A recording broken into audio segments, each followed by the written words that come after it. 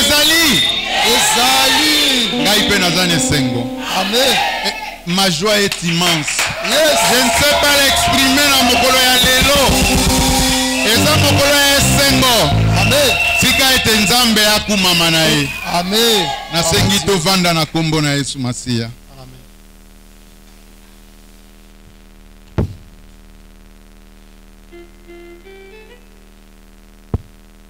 Tozali ko continuer na grand thème na biso o ezali puissance de l'alliance christique. Na kati ya grand thème na biso wana lokola elo ezali mokolo ya finance. Biso pe tobimisi sous thème na biso na kati pour que to marché to kende ti na suka ya milulu na biso. Na kobanda naza ko glorifier Nzambe pe naza ko tombola ye pour na vie, pour na santé, surtout pour la grâce qui me fait ce soir na wa côté ma liboso na bino. Amen. Naza ko loba reconnaissance na ngai epai ya mosali na Nzambe notre père le docteur évangéliste Belin Zonza. Amen. Po asali ngai confiance atikeli ngai cher na pokwa ya lelo. Esaïe Sengo Monene. Le docteur évangéliste Belin Zonza n'a paraphrasé Mam Afrique Alobaki, c'est la racine pivotante.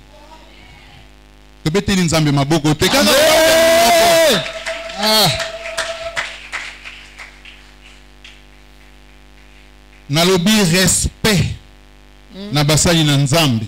Amen. O bazali kati na esiko. Amen. Pour la gestion quotidienne bazana ngo. Ya bato Nzamba pesi na charge na bango.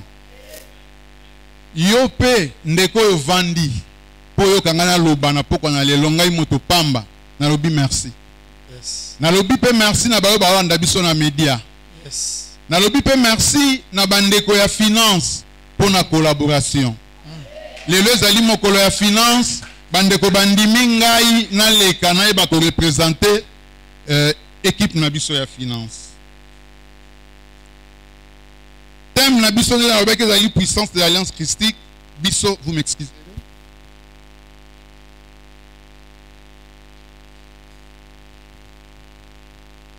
Den abay thème na biso puissance de l'alliance christique. Sous thème na biso zali propriétaire de mon argent ou intendant de Dieu.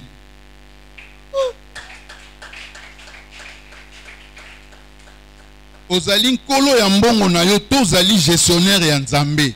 Oza ko gérer mbongo wana. Pourquoi est-ce que to zolobela sous thème wana na pokwa ya lelo? Totali na vie na biso ya mokolo na mokolo to observer. Mbongo tozozwa. Besoin ya kozwa mbongo. Nyuso to sala. Mais lolenge to sala mbongo yango. Ezali pe lolenge o Nzambe lingi to sala yango. Est-ce que mbongo wana eza ya yo po sala yango lolenge wana? Ozali propriétaire, ozali intendant, yango to poni thème wana. Na loba sous thème wana. To kanisi lolenge Bible lobi na biso, toute écriture est inspirée de Dieu, utile pour enseigner, convaincre, corriger, instruire tobi pour que le peuple de Dieu soit instruit. Il faut to luka ko lobela bango na maambo etali misolo po libota na Nzambe eyeba misolo wana ezali ya yeto azali mutali ko gérer yango. To kende na définition à quelques concepts. Tozui le terme intendant. Intendant azali nani. Français elobi na biso, c'est la personne chargée d'administrer les affaires, le patrimoine d'un particulier ou d'une communauté. Muto bapesi charge. Mokonzi moko to patron mo apesi charge abisa elanga bo gérer bilo onanga bo c'est l'intendant. Mais biso toujours bela intendant chrétien. La personne à qui Dieu a confié la responsabilité de gérer tout ce qui lui appartient. Muto Nzamba pesi charge ya ko gérer biloko eza et biloko ya Nzambe. Il doit rendre compte au propriétaire. Donc tant aux intendants et sengel na yo au rendre compte na propriétaire au azali kolombongo. Intendant chrétien, il se sert de ses biens au Nzambe apesi ya sala. Donc eza na mibeko oyo kosalela yango. Oyo nzambe apesi yo gérer. Il n'a pas cette liberté d'agir d'une manière irresponsable. Donc l'intendant chrétien doit agir d'une manière responsable. Token à terme propriétaire. La personne à qui la propriété, la personne à qui la chose appartient en propriété. C'est lui le propriétaire. Le quoi a le pango ndengi toyaka banko le pango bali donc bango ba propriétaire bankolo et loko. Titulaire d'un droit de propriété. Somme ta somme le pango ba pesa ka document ba pesi titre ya propriété. Ndenge mon opé propriétaire donc kolo et loko. Il est indépendant vis-à-vis des autres. Kolo le pango na ko sala oya lingi. Donc Nzambe azali propriétaire. J'ai anticipé, il est propriétaire, donc il peut agir comme il veut. Toleki na argent. Argent nzimbu. Na lobi nzimbu yankadete mais nzimbu ya argent. Nzimbu, c'est la monnaie acceptée comme numéraire. Numéraire, c'est le bakotanga, bakotanga mbongo bakotanga numéraire. Donc l'argent peut être en papier ou en métal. Vous en avez mbongo, vous en avez papier, tout en métal. Ou encore ensemble des numéraires des valeurs des biens, dont la fortune, et l'argent, et mbongo. Il est considéré comme une grande roue circulant. Donc, roue et autres tournées. Parce que l'argent permet de faire des échanges. Donc, et au moins permettent de faire tout ça échange. L'argent est terrestre. L'argent est temporel. L'argent n'est pas éternel. Donc, mbongo ezali na se ya mabele, mbongo eza na tamuke, mbongo eza éternalité. Toleki na terme offrande. Offrande, batu ya li français babi na biso don non sanglant fait à Dieu. Don non sanglant fait à Dieu à la différence des sacrifices d'animaux. Wana eza offrande. Biso to pesaka makabonde to yaka toche ba collecte. Donc babi ezali don non sanglant fait à Dieu à la différence des sacrifices d'animaux. Toleki na terme mususu dîme. La dîme, c'est le prélèvement d'un dixième sur notre revenu. La dîme est consacrée à l'Éternel. Na ko senga na lecteur na biso atanga la biso na Lévitique 27:30. Pour na etali dîme. Lévitique chapitre 27, le 30e verset. Toute dîme de la terre, soit des récoltes de la terre, soit des fruits des arbres, appartient à l'Éternel. C'est une chose consacrée à l'Éternel. Amen. Amen. Balobi, c'est une chose consacrée à l'Éternel. La dîme, elle est consacrée à l'Éternel. Yes. Le terme suivant, action de grâce. L'action de grâce, c'est une expression de la reconnaissance de l'homme pour les bénédictions reçues, des désirs de communion avec Dieu. Donc, tangu mutu adu ba bénédiction, alobi pona pesa nzambe merci na la reconnaissance à sali action de grâce. Mutu mso alobi pona communier na nzambe na sala action de grâce. Il fait son action de grâce. Il y a aussi l'offrande volontaire ou libéralité. L'offrande volontaire, c'est une disposition du cœur à contribuer pour l'œuvre de l'Éternel. Tout ce que l'on fait de bon cœur. Et là, on ça na motema malam, na motema na yokani sala. C'est ce que nous appelons libéralité ou offrande volontaire. Amen. Amen. Amen. Amen. Tous à l'attentif, tous landa makambo pour te comprendre. Hein? Amen. Motangi yokotangi la biso Job 41, le verset 2. Job 41, deuxième verset. Oui. Mettras-tu un joug dans ses narines? Non. Là, il y a un problème de version, même quand je lisais, dans ma version, dans Job 41, 11. Quand on n'est pas dans Job 41, 11. 41.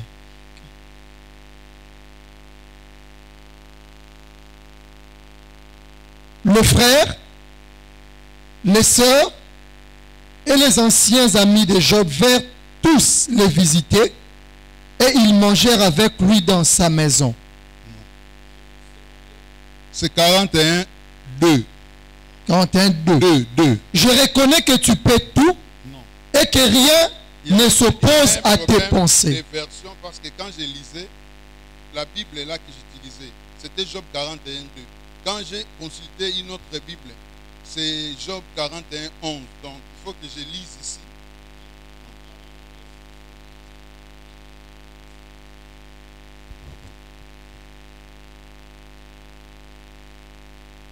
Job 41, 2. De qui suis-je débiteur? Voilà, c'est ça. Je le payerai. Sous le ciel, tout m'appartient. Amen. Amen. Nzambe alobi. Nazali na niongo ya nani na kofuta ye. Nyonso na se ya moi oyo ezali ya ngai. Yes. Abi nyonso na se ya moi ezali ya ye. Amen. Tout lui appartient. Na pesa ki nani oyo esengela futa ngai. Mutu te. C'est-à-dire nyonso ezali ya Nzambe. Yes. Nzambe nde nkolo ya nyonso. Donc soki tolandi bien tozomona ke yende azali propriétaire ya nyonso. Bible na biso au commencement c'était la parole. La parole était avec Dieu. Yes. Et la parole était Dieu. Yes. Siko yo mutu ozalaki wapi? Ok. Ok. Yo mutu ozalaki wapi? Hein? Donc c'est Dieu là est propriétaire de tout. Il y a oyo nyonso zali ya ye. Yes. Ndeko tokotanga, vous m'excusez, tokotanga mingi poto ko comprendre. Nazota la temps mde modérateur abenanga. Psaume 24, 1. Psaume 24. 24, 1.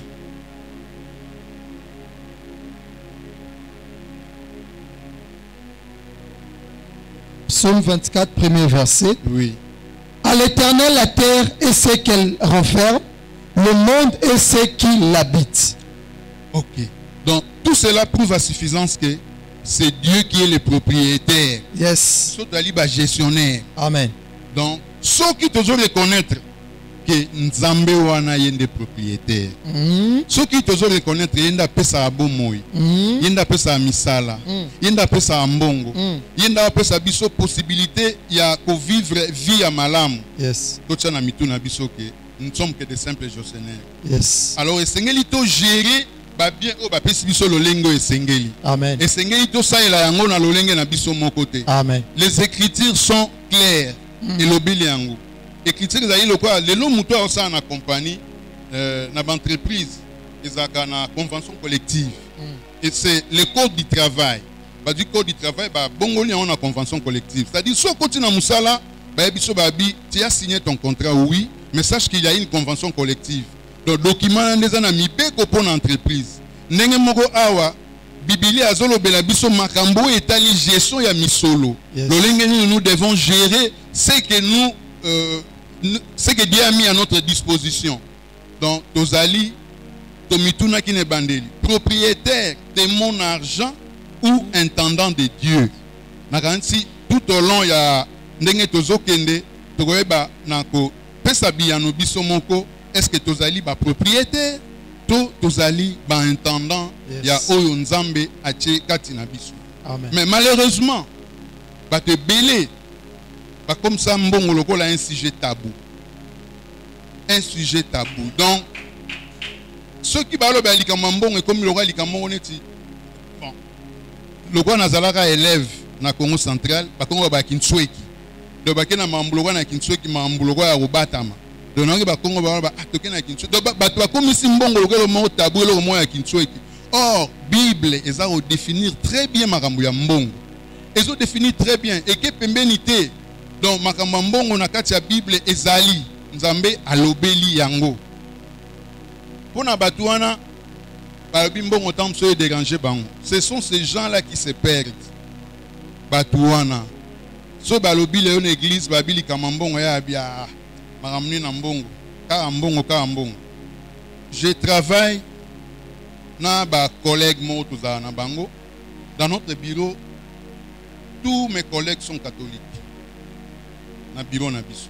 Mais tous arrêt moto ko sola mambo bonzambe, biso surtout toza lisanga moko Mais comme un air msuto kaboni, bino bolingila trop. Bino mambongo. Batu ba comme si mbongo loko lo mo tabu. Or na kati ya Bible mambongo ezolo bama. Nzamba zolo ba makambo ya mbongo. Donc mutu azobunga parce que connaissance ezate. So Nathalie na grand thème na mso comme connaissance et prière. Yes. Donc Bible lobby mon peuple périt faute de connaissance. Mutu azobunga parce que il n'a pas de connaissance. Makambo ayebi yango te yango zobunga. Donc avec exactitude nous devons nous dire que nous sommes des intendants, des gérants, des gestionnaires. L'argent appartient à Dieu. Biso ba pesi biso kaka to gérer yango. Nakanisi ba te belé. Sora pesi mbongo azoba mbongo to pesa. Nous ne donnons pas aux gens mais nous donnons à Dieu. C'est Dieu là nous ne le voyons pas. Quand on dit on construit un temple pour Dieu, nous avons un temple là, temple là, pas qui logo pas bela vandi liboso ba yo vanda non. C'est comme ça va entendu que le bois te marche. Côté na moi ikuna. Mon jour témoigne la gloire de Dieu. Merci sur laquelle Dieu est le propriétaire de toutes choses. Aucun problème n'est problème. Il est propriétaire de toutes choses na base né. OK. Mutu alobi Nzamba zo baza propriétaire. Sur quelle base Nzamba est propriétaire? Ndeko, toke na Genèse 1:1. Au commencement, Dieu créa les cieux et la terre. La terre était informe et vide. Il y avait des ténèbres à la surface de l'abîme et l'Esprit de Dieu se mouvait au-dessus des eaux. Balobi, au commencement, Dieu créa les cieux et la terre. N'est-ce pas? Yes. Babi zalaki informe et vide. Siko yo muto zalaki wapi na mituni susu muto zalaki wapi. Donc sur cette base, nous pouvons nous dire que Dieu est propriétaire de toutes choses. Dieu est propriétaire de toutes choses parce qu'il soutient toutes choses. Yes. Nzamba soutenara likamunu. Il soutient toutes choses. Il est propriétaire de toutes choses. C'est Dieu qui donne à tous la vie. Amen. Depuis au commencement, il n'y avait personne. Moutozala quitté. Mais Dieu a donné la vie. Après ce vie et l'oiseau vivre. Il est propriétaire. Yes.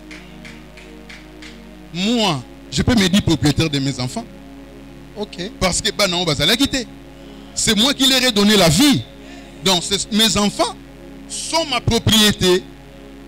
Dans le lenga wa Nzambe a keli mutu la terre était informe et vide, a créé mutu, a sorti mutu na mokili. Donc Dieu est propriétaire de toutes choses. Yes. Donc azope sa vie, azope sa nyonso. Dieu nous donne la force d'acquérir ce dont nous avons besoin. Si Nzambe peut sur ma capacité, aux appels na ma capacité, mais Nzambe on azope sa biso ma capacité afin que tous soient au tous en posa, au eza posa na biso. Je me rappelle une chanson, il y a le couple Bouloba, je crois. Bon, je m'excuse, donc, c'est Dieu qui nous donne cette force d'agir afin d'acquérir tout ce dont nous avons besoin. Yes. Donc, ça, c'est la première question. La deuxième, connaissant que Dieu est notre créateur, propriétaire, que devons-nous faire pour lui? OK. Tokosani pour Nzambe wana. Pour Nzambe azali propriétaire. Yenda keli biso. Tosani. Nzambe alobi na biso na Biblia. Premièrement, chercher le royaume des cieux, le royaume de Dieu. Olukana bokonza Nzambe. Eloko liboso. Même sokozo luka mbongo. Eloko ne senga liboso lukana nu bokonzi na Nzambe. Le reste est goya. Donc, tu continues dans le domaine ya mbongo. Motanga tangeli biso na Proverbe 3, 9 à 10. Proverbe 3, 9 à 10.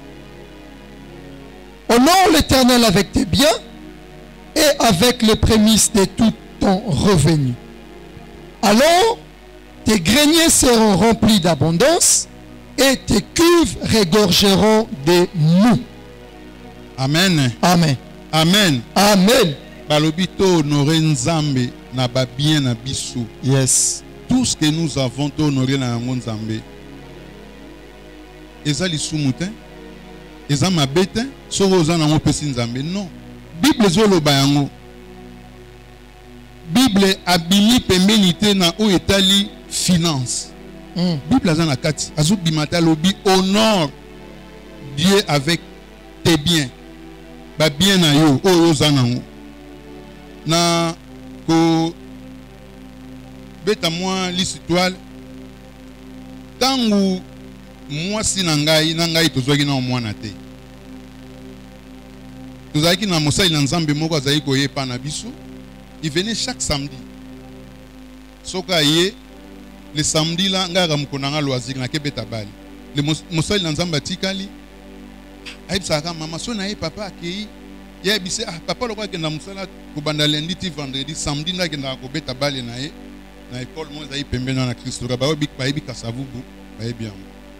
Alors mosali na Nzambe mukomso abisinga bi papa so inga na ye kaka yo bimio kende ni na bibon likambute na yo kayo. Mosali na Nzambe azayo sambela pona biso azo sambela. Tozale kaka misatu. Mosali na Nzambe ngai na mwasi na nga biso misatu. Église ya batu misatu. Na kati ya ndako na biso. Malembe to gagner batu. To sambela ka na kati ya ndako. To comme une vingtaine, une trentaine. Alors je me suis dit to sambela na ndako na isi mosali na Nzambe to ko bima libanda te. Abi na nga ya pas de problème. Abi meto bima libanda to ko sala ndenge ni. Ngai na zui mwana moko to aki na ye pembe na aki na busu jano. Na mimi na somba zigida. To ko somba mabaya. To sombi mabaya to na mabaya mwana ko aki menuiser à penser mabaya basali baban. To bandi cellule na lopango sika to na bosobo na Birmanie. Alors tangu to sala mwana nyuso Nzambe azali Nzambe ya yebaka. Nzambe azali Nzambe ba souvenir. Tuza tonoraki Nzambe na oto zaki nango. Suka nango to ka pe kozwa résultat na biso bana bayaki kobota. Amen. Donc oyo zali na yango soko za honorer na yango Nzambe abosa na kate ba souvenir ezali. Amen. Amen. Amen. Tolobai premièrement koluka bokonzi na Nzambe, honorer Nzambe na biloko zali na yango. Bible bina biso Dieu s'intéresse grandement à l'importance que nous accordons aux dons, à notre bien-être financier, surtout la première partie de notre revenu. La première partie de notre revenu. Quand on parle de première partie de notre revenu, on fait allusion à la dîme. Dîme, bate belé ba pesa kate. Nakena makambo ya kota na dîme te waneza makambo basali na Nzambe ba yebi dîme soki ni menga na zoleka. Dîme moko ya zomi. Yo pesaka. Même ndenge to yaka na église awa. Ata na manière nini moko na zomi no yo pesaka. Ebele ba pesaka moko na zomi te. Ba pesaka te. Mais Nzambe alobi tant to lekai kuna babi dîme wana ezali consacré na Nzambe. Yo tango zwa dîme na yo. Osaka nango nini? Tika mama la grâce à pambom. Amen. Pour na mona ka chaque fois na kitunga a chaque enveloppe na ye. Na moni oyo ya dîme oyo akomi collecte ya église. A pamboma na ye. Amen.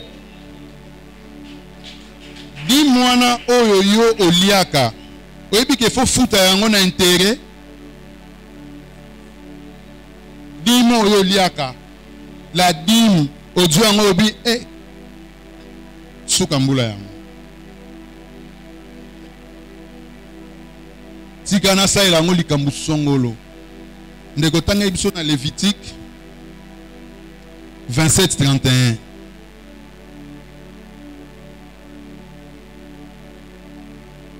Si quelqu'un veut racheter quelque chose de sa dîme, il y ajoutera un cinquième.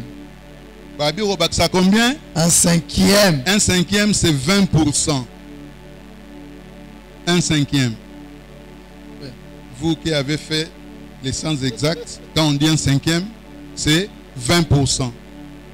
Donc, likambo ya dim, Bible zolo bango bien. Tangu dim wana, osali nango likambo songolo okofuta yango na 1/5 kobakisa. Ngai te mnalobi yango. Biblia nde mutu ezoba makambo wana. Donc esengeli ofuta 10 mwana kobakisama. Malachi azoloba ngo bien. Nzamba otuna bolobi bokosa nga tabi ozokosa nga. Na badim. Soko tangi na Malachi omona Malachi 3 10 soto bani même na 7 tomati boy. Soko tangi yango bien omona sima ya 10 mwana mapambo lezali. Yes. Na likambo ya 10 mwana pe malédiction pe zali. Yes. Donc soko seli yango conformément na ndenge o Biblia elobeli yango te, il y a la malédiction. Mais soko seli yango conformément ndenge Biblia elobi, il y a la bénédiction. Amen. Amen. Donc to pesaka dîme. Nazo senga na Nzambe na tango ya pesinga nazoloba devant son peuple. Moko na moko aiba na kozwa likambo oyo acha yango na mutu na ye. Et édifier moko na moko. Yes. Oyo salaka te tika usala yango pour te opambwama. Amen. Amen. Toke na mutuna na biso mususu. De quelle manière devons-nous donner à Dieu? Toko pesa Nzambe na lolenge nini? Babi to pesa. Mais to pesa Nzambe na lolenge nini? Ndeko atangeli biso Deutéronome 16:17.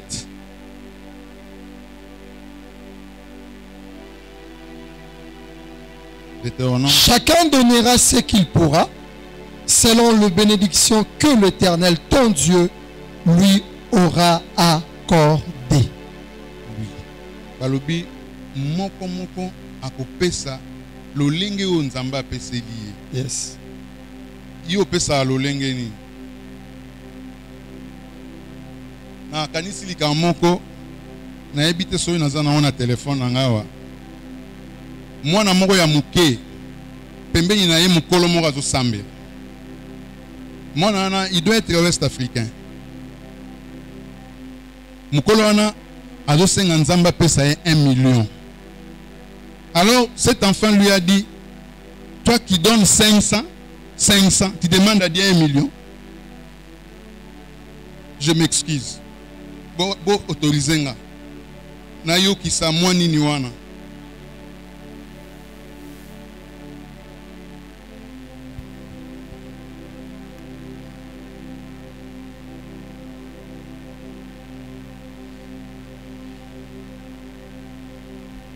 Une offrande de 500 francs à l'église. Mais dans tes prières, tu demandais à Dieu de te donner 1 million. Eh oui.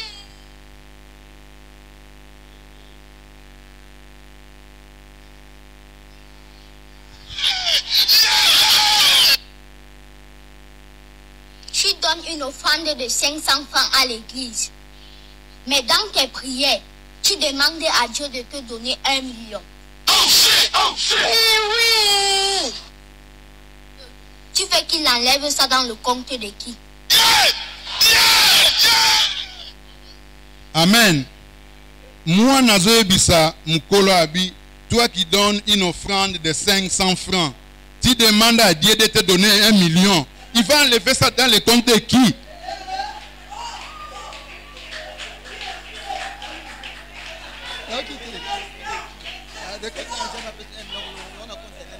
Ok.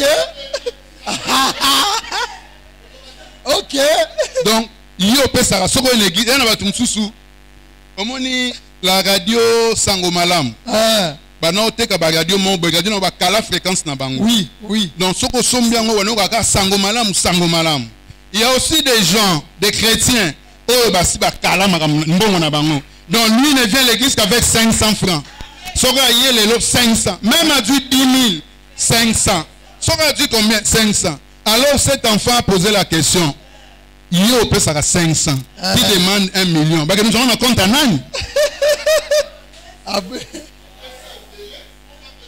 Ah. Babi, qui sème peu, moissonnera peu. Qui sème abondamment, moissonnera abondamment. Amen. Et servir biso de leçons. Amen. Quand nous venons, to luka, to pesaka o esengeli. Aota la tango. Pona koya na mbeba te baba, yepa kwe.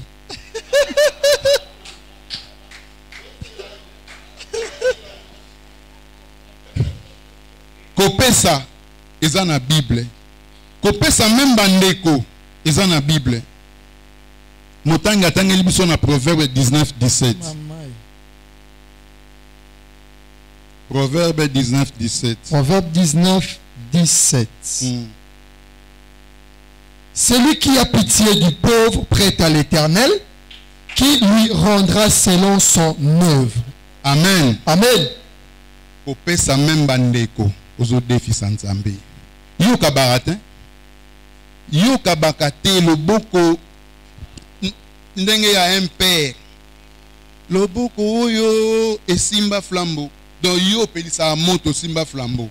Au kabarate. Même si on moni ndeko na pasi, ça ne te dit rien. Eh, ngamna na moi 10 000 nanga, na ke pese sous 2 000. Eh, mbongo ebele bo. Mbongo ebele na ndenge nini. Mbongo ebele 2 000. Mbongo ebele. Il y a des gens qui souffrent dans Moko. Nous qui travaillons, nous ne pas tous à la cas. Nous voyons des gens venir. Avec après au timola liboulou. Liboulou au timola pour $5. Ce baleke belé va réduire. Babi c'est plus $5. Nous avons $100. Vous êtes combien? 40. 40 va réduire et comme 2.5. Donc Moutouana on ça parce qu'il a besoin d'argent. Mais yutan au monde a propos ça négoder mais eh bon belé ngana opé ça non. To kabaka. Même ba musicien ba bi kabaka. Tout kabapé, tout kabate.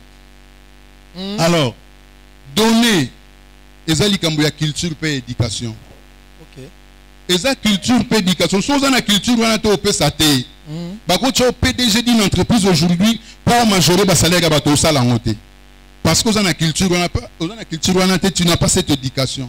Donc donner c'est un problème d'éducation. Et puis si on n'est pas convaincu l'église on peut s'attendre pour ça on peut se non tant on peut ça faut on peut ça pourquoi yes pour habite nini vous avez mon topé si ma komi ko non pesa yeba nazo pesa pour nini surtout ba veo to salaka ba pesi ba enveloppe ba yewana lokolo za kina moi robe na ya sika sapata sikoni ba to ba mona pour l'équipe banque oyepe aux enveloppes mais honore cet engagement. Yo liko no le keka pa mona yo. Lokwa na lata ki vesta sikana le kapono za watu ba mona non. Ezali kambo culture, ezali kambo éducation. Toke na motuna mosusu. À quoi sert ce que nous donnons? Oh to pesaka. Les gens se disent mais bon on to pesa ba sa na ngoni. Pasaka na mbongo ngoni.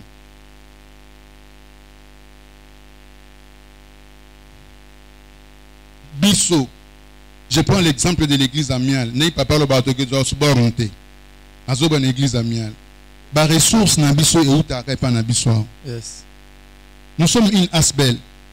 Tout ça à commerce, c'est tout ka elote. Mbongo tozwaka onka na o to pesa awa. Pour que luka mutute na cité o pesa biso mbongo. Non, mbongo na biso e outa ka awa. Ce qui mbongo na ité ma mingi pesa e maté. Ndekatangeli biso nombre 18, 21. En tout cas, on dit ma totanga mingi pour te comprendre. Nombre 18, 21. Je donne comme possession au fils de Lévi toute dîme en Israël pour les services qu'ils font, les services de la tente d'assignation. Amen. Amen. Alobini ndekoko bandela. Bolanda bien, bolanda attentif. Je donne comme possession au fils de Lévi toute dîme en Israël pour les services qu'ils font, les services de la tente d'assignation. Au Tangi Lisusu 1 Corinthiens 9, 13 à 14. 1 Corinthiens 9, 13 à 14. 13 à 14. Ne savez-vous pas que ceux qui remplissent les fonctions sacrées sont nourris par les temples, que ceux qui servent à l'autel ont part à l'autel? De même aussi, le Seigneur a ordonné à ceux qui annoncent l'évangile de vivre de l'évangile. Ceux qui annoncent l'évangile de vivre de l'évangile. Parce que l'ensemble va vivre nani. Parce que l'ensemble va vivre nani. Tobi mana balabala toche banderole. Parce que l'ensemble amial, bazo lukambongo batu ya balabala ba opesa mbongo. Non. Basali na nzambe ba vivre na évangile. L'évangile est gratuit. Les gens ont fait mais l'évangélisation. Ba matoso nyonso ezobeta oyo. Si vous senga mbongo. Mosali na nzambe fa futa ndaku na ye. Biso awa foto futa mai, to futa courant. Toujours en charge ya makambu nyonso. En dehors ya bisaleli, en dehors ya makambu na nyonso. Mais tout ça peut un aspect social. Les gens bandeko ba na problème, nous devons l'aider. Toko aider ndeko na ni. Car on a des ressources propres. O ezo bime pa na biso awa. So mbongo ali to sa elote. Mbongo e répondre na mambe belé so mbongo ali to sa. Bonzambe ezali me mbongo fo ezala. Donc to yeba ndenge nini ya opesa et to yeba pourquoi to pesa mbongo wana. Et serva na nini? Mega o ezo permettre lelo to za la suivi ti na Italie. Tous à la suivi na bamboko pa papa tambolaki. Mega to soka to ke na ba compagnon na to bibo pesa biso mega. Biso to église amiale. Le quoi to paranga lisaka sangona ba nini po pesa biso mega non. Oui, j'ai oublié même le carburant. Carburant to vanda ki to moni lotili ke kati. Carburant kitaki esengelaki maman ya finance apesa mbongo po to zo carburant. Tout ça to zo conscience. Tous à conscience.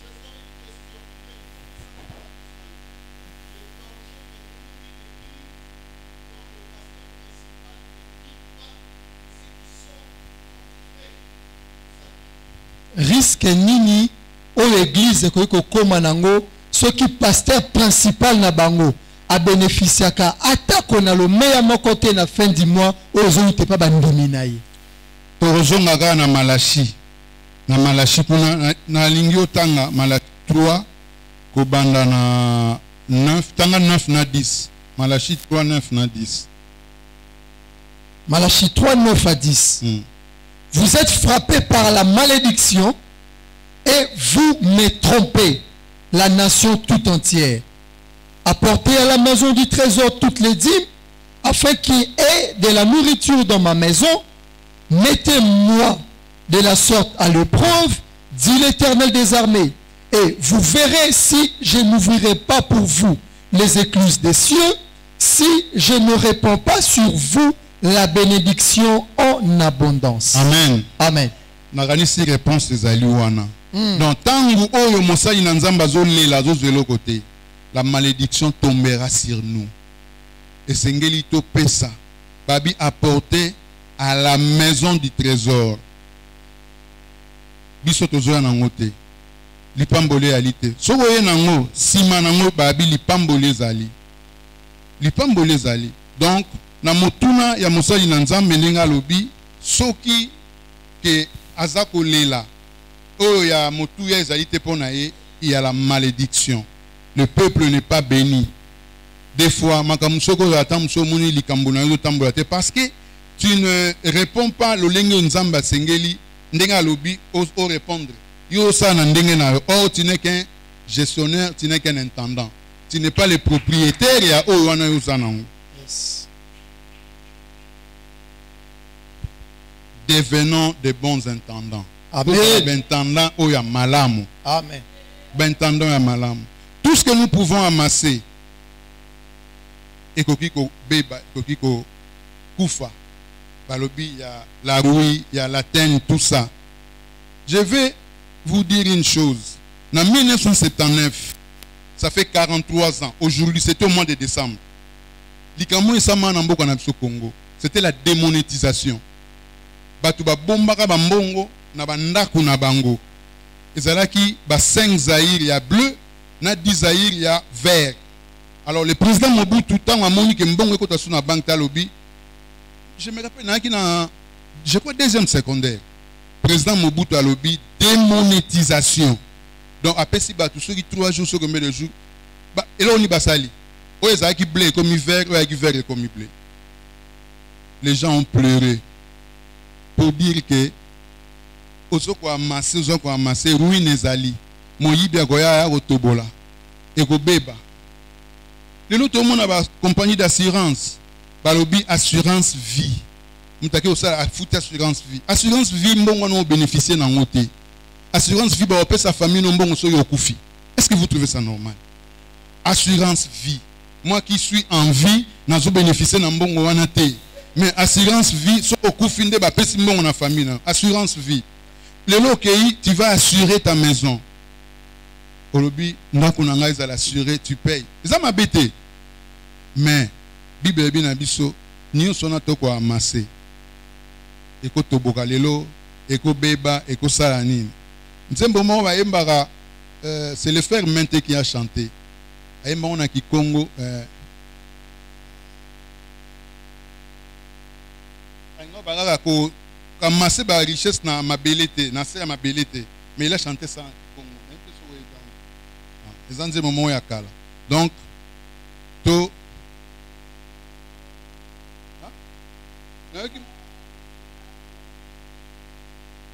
bon. Nakoyoka on a souka. Amen.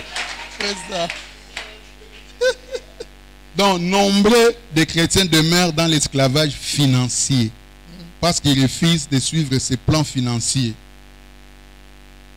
Utiliser les possessions matérielles pour amener les gens au ciel. Bolambo, bien abisso, to utiliser en prenant ma batuna, le biko. Pourtant, au pesimbon on a yo, mato soane sali, batu bayoki mateya, ezo bongo la mitema ya batu. Amen. Donc, mbongo na yo est servi pour na mosala ya nzambe. Amen.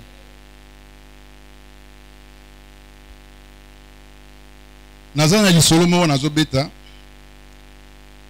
Patron moko azayi na mbongo na ye. Un patron, un responsable, il a beaucoup d'argent et il avait un entrepreneur chez lui. Aïbsi entrepreneur wana abi je voyage. Et l'entrepreneur devait aller en retraite. Atike na mikomike pour qu'il ne paie manae. Abi je voyage. Mais je te laisse cet argent. Tu me construis une belle maison en matériaux durables. Ndaku pena kitoko. Comme le patron a voyagé, entrepreneur à lobby, voilà, c'est une très bonne occasion. Le cas patron accueilli, olena sala ndaku ya ndenge lingelaki na osala na lolenge nanga. Et l'entrepreneur a sali ndaku wana na lolenge na ye. C'est dans lolenge na ye. À sa grande surprise et à sa déception, à mon patron aye. Patron atali ndaku wana a dit oh, mais ndaku ngana ba otonga. Ezaki ndaku ya modèle ote. Comment tongeli nganda kwa modèle abindako pe na ba ko tongango ezai pona ngate. Ndako na ba ko tongango eza récompense na ndenge yo saleli ngai tangu nyonso. Entrepreneur à Leli. Entrepreneur à Leli abi ah elo oninga na sali. Na sali nini? Donc abi tout ça la nyonso avec amour. Faisons tout avec amour, amen. Avec respect, avec honnêteté. Amen. Ce qui te resala bongo, to mona magambo mingi na bomo ina biso eko bongwana. Amen. L'intendance chrétienne nous met en partenariat avec Dieu. Intendance chrétienne, c'est-à-dire en alliance avec lui. L'intendance chrétienne. Donc ce que ça là bien, aux en partenariat, aux partenaires dans Nzambe et puis aux en alliance na Nzambe.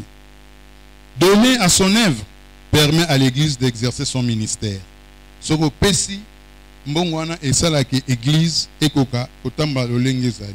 Ko pesa wana peso ko enrichir biso spirituellement. Donc l'exemple que je viens de donner, c'est pour dire que Dieu nous donne des talents pour connaître s'il peut nous confier, s'il peut se fier à nous concernant des richesses éternelles. Arotala déjà comment est-ce que tu gères. Quand tu n'es pas fidèle dans de petites choses, Nabilo Ramini n'est pas aux fidélité. Nzamba otala abi muto na pesi ba talent. Comment est-ce qu'il gère ses talents? Ah, gérer on dengeni. Muto na pesi responsabilité, cet intendant. Comment est-ce qu'il gère tout ce que je lui ai donné? Ndeko bongwana. Bongwana changer façon na ya opesa. Amen. Soko changer façon na ya opesa te ogotika la wana. Wana lobanga ki ngai na pamba marate na miel ba pamba makate tana nous façon na ya opesa opesa andeni opesa andeni mwana ya lobi tu viens avec 500 francs tu demandes 1 million ba ozo 1 million na compte ya nani sigo yo compte na eza api eza kwa na bank so kei ochembongo na bank mukolo no retirer mbongo so ipe mbongo no mettre sur intérêt mati ozo mbongo na siko ba ozo mbongo ok na bank o cheki $50 oko comme obina na posa ya $1,500 bazo na compte na to bongwana surtout na mambetali finance nazo ba lelo parce que eza journée na biso ya finance Amen. Équipe à finance tozana batute batu ba chaule batu baza soute na kanti so na baluki na sibananga Natali kolongola mosali na Nzambe David nazomona ngaka bandeko mibale ya finance bandeko ka mibale wana na omona ya finance batu mingi ya finance bazate finance tozana batute même pour la modération to défi go defa même pour en cas de finance oui la finance à kala hein. Donc asa nenga baba les vétérans parce que le vétéran Robert a posé vétéran totali côté à lecteur to ana ye to défi go defa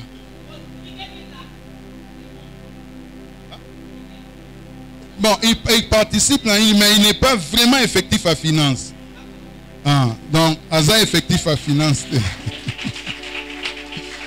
Donc bande konangai to luka to tombo la finance. Na bisai papa na binae finance na moni tambola te. So to komi na suka mbulo to zaka boye na lingi o pesa ngawa elo mususu atana kende pa ba papa na bando kamba ba papa ne ba mama ba sala oya bango ya ba mama biso beto ko mama biso ya ba papa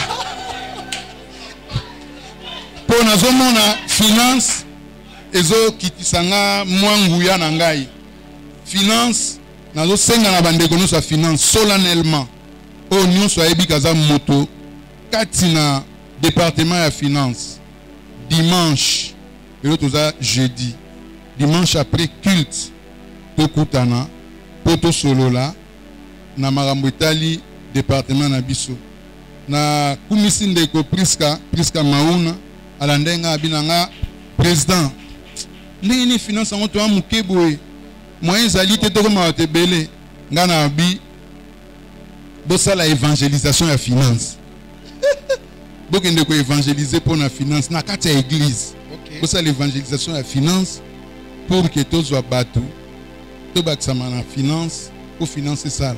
Je vous dis, nous payons difficilement loyer. Nous payons difficilement. Alors, ça là, fort, gymnastique, des fois, certaines choses, les gens, mais quelle finance, bon, ça là, mais nous qui sommes là, nous vous disons aujourd'hui, que vivre à la réalité, papa n'aïebi, parce que nous lui disons tout. Donc, nous avons 5 ans de journée à l'élo, le gars qui journée à finance, bah, au union sont, bah, kendeki. Songa na finance to bongisa finance po finance ango kende liboso. Amen. Na kumisi nzambe po na moko ya lelo 10 ans na mial 10 ans na mial na zui ngolu ya ko ba liboso ya peuple ya nzambe tika nzambe wana azwa lokumu to beteli nzambe wana maboko.